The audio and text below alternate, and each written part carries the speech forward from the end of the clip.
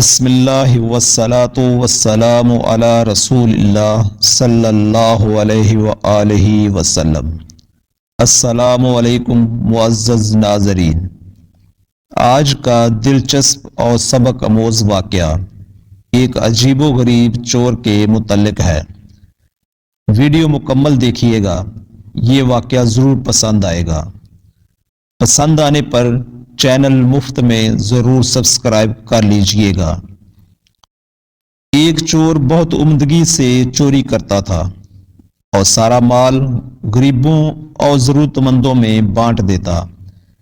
کچھ وقت گزرا تو اس نے چوری سے توبہ کی اور گمنامی کی زندگی بسر کرنے لگا۔ ایک روز اچانک ایک عورت روتی ہوئی آئی اور کہنے لگی کہ بیوہ عورت ہوں، جوان بچی ساتھ ہے، کمانے والا کوئی نہیں، کچھ مدد کرو کہ عزت سے بچی اپنے گھر روانہ ہو جائے۔ چور نے اسے تسلی دی اور اس کی مدد کا وعدہ کر لیا۔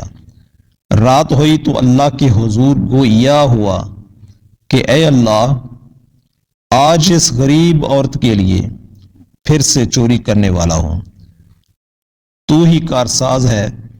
آخر وہ آدمی چل پڑا، کام چھوڑا ہوا تھا، کچھ سمجھ نہیں آیا۔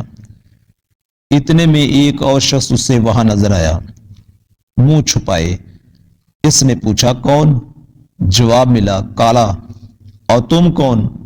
جواب ملا کہ میں بھی کالا۔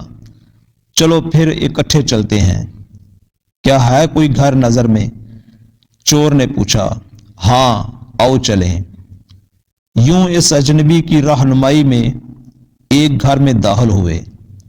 جب سارا سامان لوٹ لیا تو اچانک چور نے کہا کہ سامان واپس رکھ دو۔ لیکن کیوں؟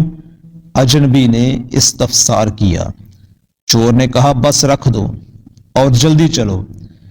باہر آ کر پھر چور نے پوچھا کہ کوئی اور گھر ہے نظر میں؟ آج بہت ضرورت ہے۔ تب اجنبی چور نے وزیر کے گھر کا پتہ سمجھایا اور چلتے چلتے وہاں جا پہنچے۔ سب مال سمیٹا۔ اجنبی کہنے لگا کہ وزیر کی بیٹی کی شادی ہے تو مال و زر تو خوب ہے۔ چور نے سامان وہیں پہ چھوڑا اور اجنبی کو لے کر باہر آ گیا اور اصرار کیا کہ کوئی اور گھر دکھائے۔ آخر اس اجنبی نے کہا کہ اب تو ایک آخری بادشاہ کا محل ہی بچا ہے، اگر کہو تو وہیں پہ چلتے ہیں۔ چور نے حامی بھر لی۔ اب وہ دونوں بادشاہ کے محل میں پہنچے۔ تمام رکاوٹیں عبور کرتے ہوئے سامان اٹھایا۔ اتنے میں پہرے پہ موجود کتیا کی آنکھ کھل گئی۔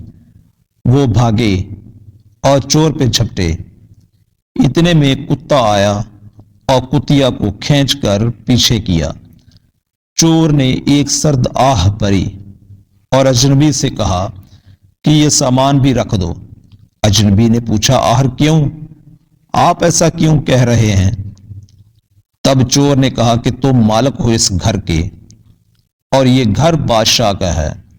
میں پہچان گیا ہوں کہ تم ہی بادشاہ ہو۔ لیکن کیسے؟ بادشاہ نے حیران ہوتے ہوئے پوچھا۔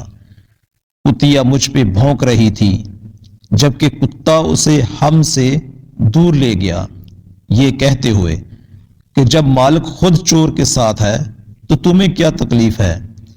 کتے کے رد عمل کی وجہ سے مجھے خبر ہوئی کہ آپ ہی گھر کے مالک ہو۔ بادشاہ نے اس چور کو اپنے پاس بٹھایا اور کہا قبلہ، اب باقی معاملات بھی بتا دیں کہ پہلے گھر سے سامان کیوں واپس کیا؟ بات دراصل یہ ہے کہ سامان کھنگالتے ہوئے میرا ہاتھ وہاں پہ موجود نمک کی بوری پر پڑ گیا اور وہ ہاتھ چکھنے کی غرض سے میں نے چاٹ لیا۔ اس طرح اس گھر کا نمک خار ہو گیا۔ عالیجا، میں چور ہوں لیکن نمک حرام نہیں ہوں، اس لیے اس گھر کا سامان لوٹا دیا۔ اگلا گھر وزیر کا تھا لیکن اس کی بیٹی کی شادی تھی۔ بیٹیاں تو سب کی سانجھی ہوتی ہیں، غریب کی ہوں یا وزیر کی، تو میرا دل نہیں مانا کہ ایک بیٹی کا حق دوسری کو دے دوں۔ میں چور ہوں مگر غیرت مند ہوں۔ باقی صورتحال آپ کے سامنے ہے۔ بادشاہ اس چور کے کردار کی مضبوطی سے متاثر ہوا اور صبح سب کے سامنے اسے انعام و اکرام اور مطلوبہ ساز و سامان سمیت رخصت کر دیا۔